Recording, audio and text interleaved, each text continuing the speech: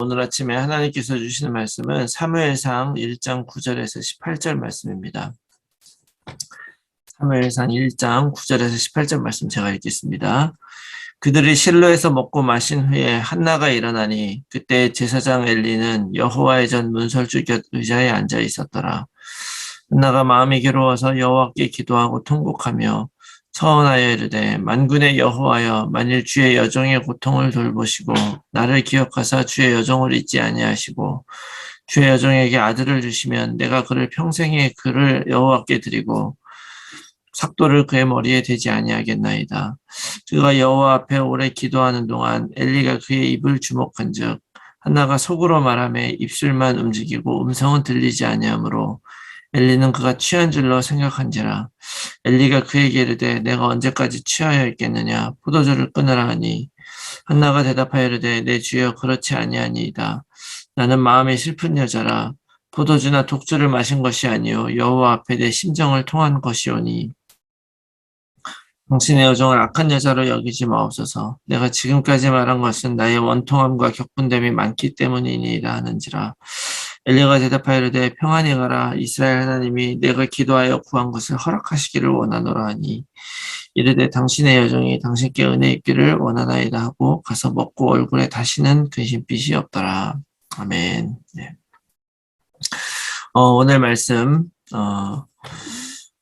사무엘상 1장 9절에 18절은 우리가 자주 보았던 말씀이고 잘 알고 있는 말씀인데요. 오늘의 말씀에서 우리가 좀 하나 볼 수 있는 것들이 있습니다. 뭐냐면 나를 넘어서면 하나님의 나라가 보인다는 거예요. 오늘 여러분 아시다시피 이 사무엘의 어머니 한나에게는 사무엘을 낳기 이전에 어떤 문제가 있었냐면 임신이 잘 되지 않았죠. 그리고 이제 한나의 그 남편 엘가나 또 다른 부인, 그 분인나가 있는데, 한나가 아이를 낳지 못하는데 분인나는 아이를 낳았고, 그런데 이 엘가나가 한나를 굉장히 사랑하고 잘했죠. 그런데 애를 낳지 못하는 것 때문에 한나는 계속, 문제가 있었던 거예요. 6절 말씀, 이제 이전 6절 말씀에 보면 여호와께서 그에게 임신하지 못하게 하심으로 그의 적수인 분인나가 그를 심히 격분하게 하여 괴롭게 하더라. 여기 보니까 여호와께서 그에게 임신하지 못하겠다는 거예요. 하나님이 임신하지 못하게. 거기에는 하나님의 뜻이 있다는 거죠. 하나님의 뜻이 있는데 이제 한나는 그거를 바라보기보다는 자기가 지금 자식을 낳지 못하는 것에 더 꽂혀 있다는 걸 알 수가 있어요. 그리고 적수 분인나는 다른 이야기로 하면 사단이 이런 식으로 한다는 거죠. 하나님은 계획이 있어서 임신하지 못하게 하는데 사단은 그걸 가지고 계속 건드리고 격분시키는 거예요. 자, 한나가 이 하나님의 뜻보다는 지금 자기에게 있는 문제에 집중할 수밖에 없었던 것을 알 수 있는 것이 뭐냐면 8절 말씀에는 그의 남편 엘가나가 그에게 이르되 한나여 어찌하여 울며 어찌하여 먹지 아니하며 어찌하여 그대의 마음이 슬프냐 내가 그대에게 열아들보다 낫지 아니하냐 하니라. 남편이 굉장히 잘해줬거든요. 그런데 그런 거 다 소용없다. 그런 거 다 소용없고 아들을 가져와라. 뭐 이런 식인 거죠. 이것에 굉장히 붙잡혀 있었다는 걸 우리가 알 수 있습니다. 왜냐하면 오늘 본 16절의 말씀에 보면 이 한나가 막 속으로 막 기도하고 있는 걸 보면서 너 술 취했냐? 제사장 엘리가 물어보니까 그게 아니다. 그러면서 16절에 내가 지금까지 말한 것은 나의 원통함과 격분됨이 많기 때문입니다. 이렇게 얘기를 해요. 아들이 없어서가 아닙니다. 라고 하는 걸 깨달은 거죠. 아들이 없어서 자식을 낳지 못해서 이렇게 한 겁니다. 라고 얘기하지 않고 뭐라 그러냐면 나의 원통함과 나의 격분됨 때문이다. 라고 얘기를 해요. 한나의 원통함과 한나의 격분됨은 무엇 때문입니까? 임신을 못해서 아들이 없어서 그런 거예요. 이런 것이 내 안에 있으니까 하나님이 아무리 잘해줘도 다른 걸 아무리 축복해줘도 또 남편이 아무리 잘해줘도 그거 아니면 안 되는 거죠. 이런 인생을 살던 한나가 이런 괴로움 끝에 결국 10절에 기도하기를 시작하죠. 10절에 한나가 마음이 괴로워서 여호와께 기도하며 통곡했다. 이 한나의 기도가 중요한 이유가 바로 뭐냐면 그 기도를 통해서 결국 나를 넘어섰다고 하는데 그 의미가 있는 것입니다. 알고 봤더니 진짜 문제는 뭐냐면 지금 내 전체적으로 나를 축복하시는 하나님, 또 나를 사랑하는 남편, 이런 것들이 있음에도 불구하고 진짜 문제는 아들이 없는 것이 아니라 아들 없는 것 때문에 그것에 내 마음이 너무 꽂혀버리니까 그걸 놀리고 격분시키는 것에 반응하는 나의 마음이 진짜 문제였구나. 라고 하는 걸 알게 된 거죠. 여러분, 실제로 우리들에 있는 많은 문제들, 실제 문제가 아니라 영적 문제라는 걸 우리가 알고 있잖아요. 생각해보면 우리가 못생겼다. 누가 나한테 얘기를 하면 그거 사실 못생겼다는 거 누가 못생겼다는 그 기준이 있습니까? 그 어떤 사람이 더 못생기고 잘생기고 이거는 우리가 사실은 판단할 수 없는 것인데 그것이 못생겼다고 그것에 내가 내 머릿속에 자꾸 생각이 되고 야, 나는 못생겨서 하는 순간에 그래도 나는 성형수술해야 되고 손을 대는 순간에 우리는 영원히 완전히 그런 나의 외모에 빠져버리는 거죠. 뭐 체중 같은 것도 마찬가지죠. 사실은 몸무게 얼마큼이 적당하냐 이런 것이 없거든요.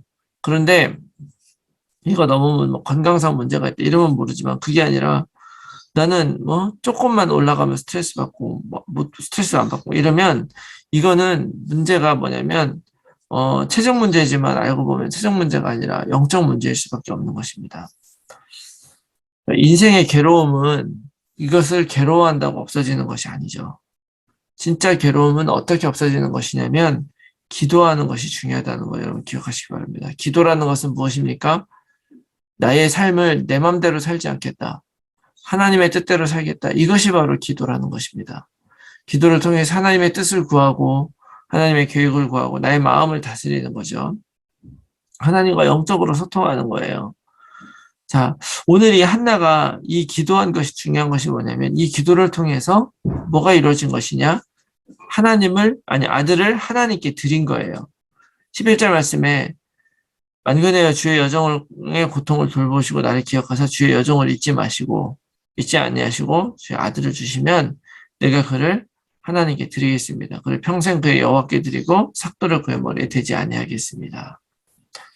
자, 아들을 내 것이라고 생각하니까 그를 건드리기만 하면 거기에 격분하는데 이 아들을 하나님께 드리겠습니다. 이제 더 이상 드려버리면 이제 더 이상 그 아들이 내 아들 아닌 거죠. 내 아들 아니기 때문에 이제 더 이상 격분될 일도 없는 거예요. 그 증거가 있습니다. 17절, 18절 말씀 보면 제사장 엘리가 하나님이 너에게 구한 것을 허락하시길 바란다. 이렇게 얘기를 하니까 바로 가서 먹고 얼굴에 더 이상 근심빛이 없었다. 이렇게 얘기를 하죠. 아직 아들이 생기지도 않았잖아요.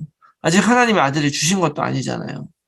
그런데 이제는 아들이 있으나 없으나 상관이 없다. 이제 그 아들 하나님께 드린 거니까 이제 내가 더 이상 그 아들 그걸 내 거라고 여기지 않고 나의 단점이나 나의 불만이나 이런 것들을 바라보지 않고 그것을 건들든지 안 건들든지 상관없이 나는 평안을 누리겠다. 이렇게 되는 거죠. 지금까지 한나가 겪은 이 과정이 바로 어떻게 보면 하나님을 떠난 인간이 하나님을 만나서 변하는 과정인 것입니다. 내 것을 하나님께 드리고 내가 소중하게 여겼던 그런 것들이 나에게 의미가 없어지고 하나님의 것으로 될 때 진정으로 나에게 모든 것에 의미가 있는 거죠. 내가 하나님께 드리면 이제 하나님 것이 나에게 오기 시작을 하는 것입니다. 세상을 내 것이라고 생각을 하면은 거기에서 모든 문제가 나와요. 자녀도 가정도 남편도 부인도 내 것이다 생각을 하면 거기서 모든 문제가 오는 거죠. 그러나 모든 것이 하나님의 것이고 내 삶조차도 하나님의 것이라는 것을 깨닫는 것이 진짜 신앙인의 삶입니다. 이러한 한나의 믿음과 변화가 사무엘이라고 하는 위대한 선지자를 또 제사장을 낳게 되는 거죠. 오늘 나의 마음을 붙잡고 있는 그런 문제들이 무엇인가? 여러 가지 있을 수 있습니다. 걱정, 근심 생길 수 있는 문제들이 있죠. 육신의 문제들 같은 거 생기고 나면 사실은 실제적인 문제고 내 병들었는데 이런 병을 내가 어떻게 하느냐. 이게 실제적인 문제일 수밖에 없지만 중요한 것은 그것이 나에게 있는 것인가를 떠나서 내가 이것에 걸려 있는가. 이걸 잘 돌아봐야 됩니다. 내가 오늘 나의 마음을 붙잡고 있는 많은 문제들, 이런 것에 대해서 잘 생각해 보면 좋아요. 예전에 들은 말인데, 어떤 수련회 같은 그런 곳에서 이런 거를 했다는 거예요. 뭐 마음 수양에 뭐 이런 거 가면 이런 걸 한대요. 지금 내 마음을 불편하게 하고 화나게 하는 그런 거를 종이에다 다 적으라 그런대요. 쭉 그럼 1번 뭐 2번 뭐 막 쭉 적어놓고 그 적은 리스트를 가지고 두 가지 질문을 계속하게 한답니다. 그게 뭐냐면 이게 화를 낼 일인가 아니면 내가 화를 내고 있는 일인가. 이거를 계속 몇 시간 동안 계속 질문한다는 거예요. 이게 화를 낼 일인가? 아니면 내가 화를 내고 있는 것인가? 그러나 계속 그렇게 하다 보면 깨닫게 된다는 거예요. 어떤 일이든 나에게 올 수 있는데 그거에 놓고 내가 지금 화를 내고 있는 것이라는 걸 발견한다는 거죠. 이게 내가 화를 내고 있는 거죠. 내가 불신앙하고 있는 거예요. 어떤 문제가 나오면 그 문제에 막 화가 난다면 내가 화를 내는 거지 화를 내는 것이 아니라 그 문제를 하나님께 드리고 하나님의 뜻대로 우리가 이제 반응하기 시작한다면 그건 하나님이 나에게 주시는 과정이요 또 축복이 될 수밖에 없는 것입니다.